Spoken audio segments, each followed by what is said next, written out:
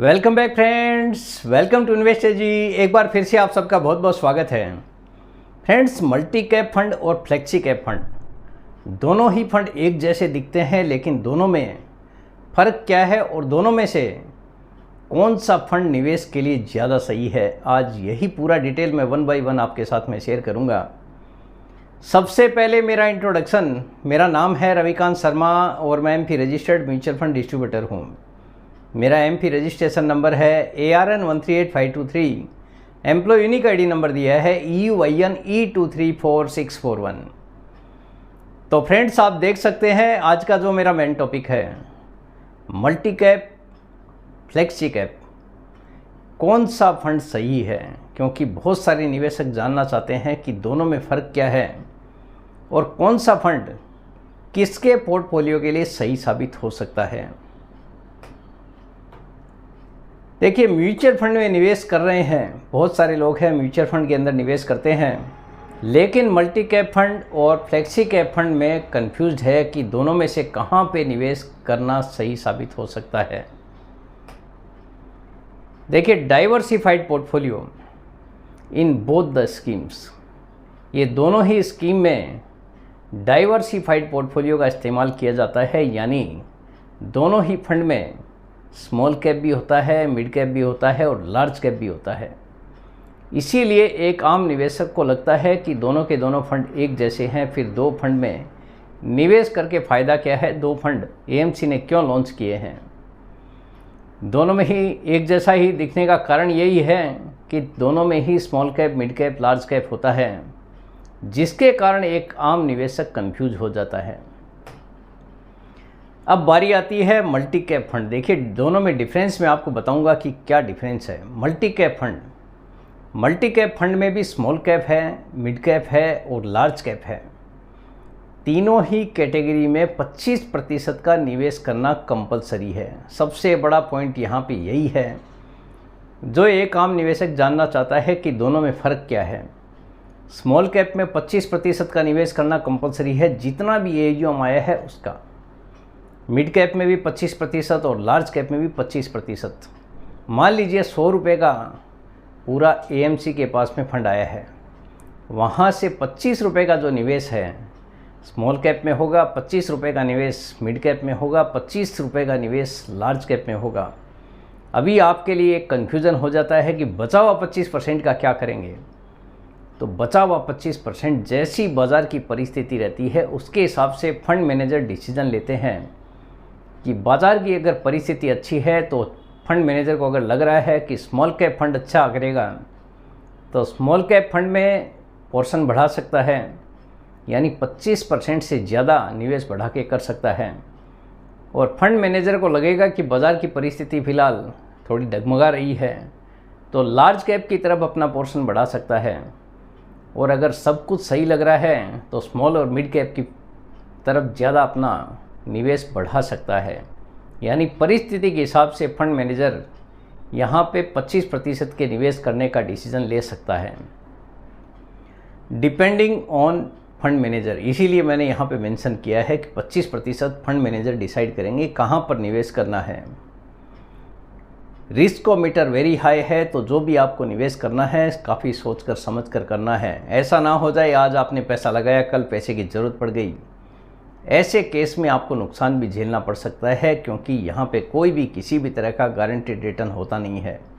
Return बनेगा बाज़ार के हिसाब से ही। तो जो भी आप निवेश करते हैं, पूरी जानकारी लेने के बाद ही निवेश शुरू करना सही रहेगा। अब बारी आती है फ्लेक्सी कैप फंड की। फ्लेक्सी कैप फंड में देखिए, पूरी तरह से फंड मैनेजर को फ्लेक्सिबिलिटी होती है, इसीलिए इसका नाम फ्लेक्सी कैप फंड रखा गया है। फ्लेक्सिबिलिटी का मतलब होता है कि फंड मैनेजर जितना चाहे उतना % स्मॉल कैप में कर सकता है, मिड कैप में कर सकता है, लार्ज कैप में कर सकता है। यानी जैसी बाज़ार की परिस्थिति है उस हिसाब से फंड मैनेजर तीनों ही कैटेगरी में निवेश करने का डिसीजन ले सकते हैं। यहाँ पे ऐसा कोई भी % वाइज डिफाइन नहीं किया गया है कि आपको इतना पैसा यहाँ पे लगाना है। यानी बाज़ार की परिस्थिति जैसी रहेगी उसके हिसाब से ही फंड मैनेजर डिसाइड करेंगे कहाँ पे कितना पैसा लगाना सही रहेगा। यहाँ पे भी स्मॉल कैप, मिड कैप और लार्ज कैप है, लेकिन साथ में डेप्ट का भी ऑप्शन है। फंड मैनेजर को लग रहा है कि बाज़ार की परिस्थिति सही नहीं है, तो डेप्ट की तरफ भी अपना पैसा डाइवर्ट कर सकते हैं। इसीलिए मैंने बोला जैसी बाज़ार की परिस्थिति उसके हिसाब से फंड मैनेजर डिसीजन लेंगे कहाँ पे कितना पैसा लगाना है। आपने थोड़े दिन पहले नोटिस किया होगा बाज़ार में काफ़ी बड़ी गिरावट आई थी। जो समझदार फंड मैनेजर थे वहाँ पे डेप्ट में इन्वेस्टमेंट करना शुरू कर दिया था, यानी फ्लेक्सी कैप फंड जिसके पास में था, जो fund manager flexi cap fund को मैनेज कर रहे थे, डेप्ट में अपना पोर्शन बढ़ा दिया था, क्योंकि उनको पता चलने लग गया था कि बाज़ार में बड़ी गिरावट आ सकती है। लेकिन बाज़ार जैसे ही गिरा उसके पहले ही वहाँ पे डेप्ट की तरफ इन्वेस्टमेंट शुरू हो गया, जिसके कारण बाज़ार की गिरावट का वो फंड में असर काफ़ी कम देखने को मिला। तो इसीलिए फंड मैनेजर के पास में पूरी तरह से फ्लेक्सिबिलिटी होती है, जैसे चाहे वैसे निवेश कम और ज़्यादा कर सकते हैं। डायनामिक एलोकेशन का फ़ायदा, रिस्कोमीटर यहाँ पर भी वही है, वेरी हाई। तो आप जो भी निवेश करें काफ़ी सोचकर समझकर करना है। अगर आपको तुरंत कभी पैसे की ज़रूरत पड़ जाए तो ऐसे केस में नुकसान भी हो सकता है, क्योंकि कोई भी किसी भी तरह का गारंटीड रिटर्न यहाँ पर भी नहीं होता है। तो आप जो भी डिसीज़न लें काफ़ी सोच कर समझ कर ही आपको लेने की ज़रूरत है, क्योंकि ये कोई शॉर्ट टर्म का निवेश नहीं है। अगर आपका टारगेट लंबा है तो ही म्यूचुअल फंड में निवेश करना आपके लिए सही है, क्योंकि गारंटी नहीं होने के कारण यहाँ पर आपको नुकसान भी झेलना पड़ सकता है, यानी आपने जो कैपिटल लगाया है वो भी आपका नुकसान की तरफ जा सकता है। अब बारी आती है रिस्क और रिवार्ड की।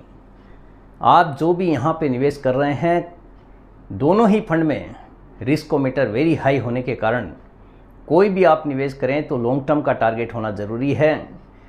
शॉर्ट टर्म के लिए कोई भी निवेश नहीं है, क्योंकि बाज़ार की परिस्थिति फ़िलहाल आप देख ही रहे हैं काफ़ी उठापटक जारी है।